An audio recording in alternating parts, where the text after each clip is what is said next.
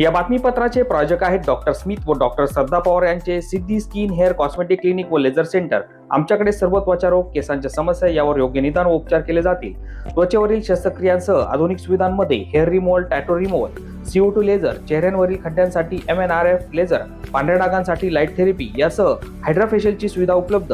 आमचा पत्ता सिद्धी skin clinic, पहिला मजला, उत्तमराव शिंदे पाटील प्लाझा, स्वामी समर्थ केंद्राजवळ, पारेगाव रोड, येवला। नमस्कार, SK9 येवला न्यूजमध्ये आपलं स्वागत आहे। आता बातमी पाहतो आपण येवल्यातून। येवल्यात तहसील कार्यालय येथे शिक्षक आमदार किशोर दराडे यांच्या उपस्थितीत आढावा बैठक संपन्न झाली। येवला तालुक्यातील शेतकरी, ग्रामस्थ, नागरिकांसाठी संयुक्त बैठकीचं आयोजन करावं अशी मागणी शिक्षक आमदार किशोर दराडे यांनी जिल्हाधिकारी कार्यालय नाशिक यांच्याकडे केली होती। त्यानुसार जिल्हाधिकारी आयुष प्रसाद यांनी प्रांताधिकाऱ्यांना आदेश देऊन दिनांक 24 ऑगस्ट रोजी येवला तहसील कार्यालयात बैठकीचं आयोजन करावं अशा सूचना केल्या। या प्रसंगी बैठकीमध्ये पंचायत समिती, प्रशासन, महसूल, कृषी, आरोग्य, महावितरण या सर्व विभागांच्या तक्रारी व अर्ज स्वीकारण्यात आले। सदरची बैठक प्रांताधिकारी बाबासाहेब गाडवे यांच्या अध्यक्षतेखाली तसेच नाशिकचे शिक्षक आमदार किशोर दराडे यांच्या उपस्थितीमध्ये संपन्न झाली। बैठकीत 38 गाव पाणी पुरवठा योजनेची वाढीव पाणीपट्टी रद्द करावी अशी एक मुख्य मागणी करण्यात आली होती। यावर गटविकास अधिकारी यांनी पुढील निर्णय होईपर्यंत ही पाणीपट्टी रद्द करण्याचं आश्वासन दिलं। या बैठकीसाठी तहसीलदार आबा महाजन, गटविकास अधिकारी संदीप वयाळ, पोलीस उपनिरीक्षक तुषार माळोदे, तालुका प्रमुख पांडुरंग शेळके, शहर प्रमुख विशाल परदेशी, महिला आघाडीच्या अध्यक्षा सुनीता लहरे, रिजवान मेंबर, सरपंच संतोष कोकले, अर्जुन जावळे, उपशहर प्रमुख हितेन जावळे, पिंटू मोरे, सुभाष गांगुर्डे आदी पदाधिकारी, अधिकारी व मान्यवर व शेतकरी उपस्थित होते। SK9 येवला न्यूज साठी ब्युरो रिपोर्ट। अधिकार तुम्हाला दिलाय शासनाने, मग तुम्ही सांगा मला अधिकार नाही, लेखी द्या पत्र आम्हाला। या समितीवर माझा काही कंट्रोल नाही, आम्हाला पत्र, लेखी पत्र द्या तुम्ही। आणि 20% तुम्ही कॅन्सल करा, नसेल कॅन्सल करा, आम्ही सगळे रस्त्यावर जाऊन बसू। स्थगिती जर तुम्ही देणार नसेल बिडो साहेब, आम्ही सगळे रस्त्यावर जाऊन बसणार आहे। आणि नाही तर तुम्ही लेखी द्या आम्हाला, ही अधिकृत बॉडी आहे, माझा काही संबंध नाही आहे, मी अधिवेशन मध्ये बघतो, तुमचा जर त्याच्यावर काही अधिकार नसेल तर स्थगिती द्यायला लागेल। या 20%ला तुम्हाला तुमची मीटिंग 1 महिन्याची तुम्ही मुदत मागितली, आम्ही 1 महिन्याची मुदत तुम्हाला द्यायला तयार आहे। पण आता जी 20% तुम्ही लावलेली ही बेकायदेशीर आहे, याला तुम्ही स्थगिती दिली पाहिजे, आमची विनंती। तोपर्यंत मीटिंग चालू होणार नाही। 100% ह्या तालुक्यातले बरेच लोक माझ्याकडे सातत्याने पाठपुरावा करत होते। आमचे बरेच प्रश्न प्रलंबित आहे आणि याचा प्रश्नाचा फॉलोअप आम्ही करून सुद्धा सुटत नाही, यात तुम्ही लक्ष घाला।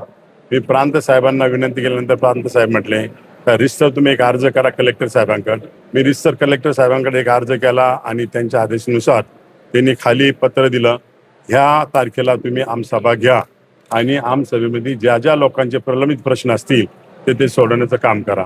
आज तुमच्या माध्यमातून येवला तालुक्यातल्या बऱ्याच लोकांना सूचित केलं होतं, ज्या ज्या लोकांचे प्रलंबित प्रश्न असतील त्या लोकांनी उपस्थित राहा। त्याप्रमाणे प्रत्येक गावातला ग्रामपंचायतचा अधिकारी नाही आले इथं, पण प्रत्येक ठिकाणचे ग्रामसेवक नसल्यामुळे काही प्रश्न प्रलंबित राहिलेले, तसं BDO साहेबांनाही सांगितलेलं आहे का ज्या ज्या ग्रामपंचायतमधले वाद असतील ते स्वतः आपण तिथं जाऊन ते सगळं अभ्यास करून योग्य त्यांना न्याय देण्याचं काम करा।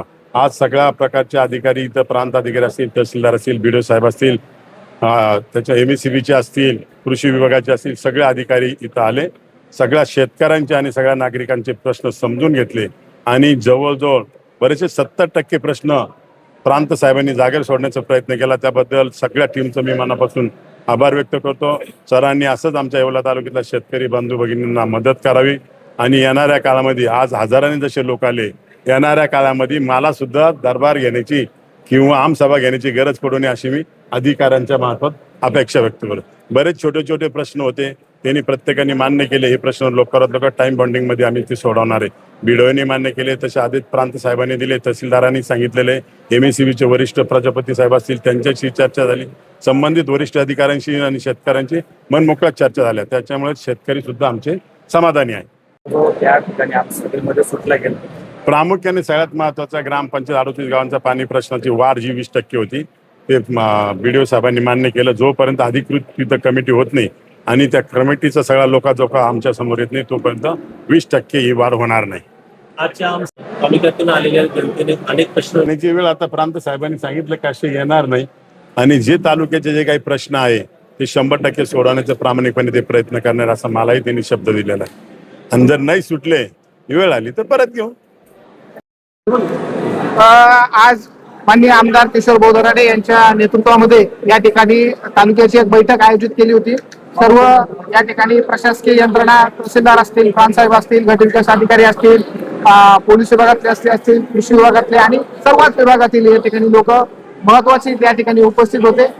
आणि आम्ही या ठिकाणी आव्हान केलं होतं लोकांना की जास्तीत जास्त प्रश्न घेऊन आपण या ठिकाणी या. लोकांचे अनेक प्रश्न होते, प्रश्न उत्तर त्या ठिकाणी भरपूर वेळ चालले, बरेच लोकांचे त्या ठिकाणी प्रश्न सुटले.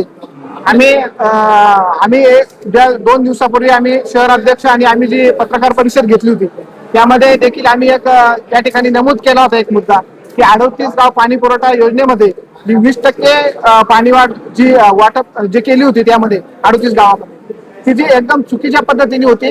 आणि ती चुकीची गोष्ट कशी आहे ती आपण गट विकास अधिकारी यांच्या लक्षात आणून दिली.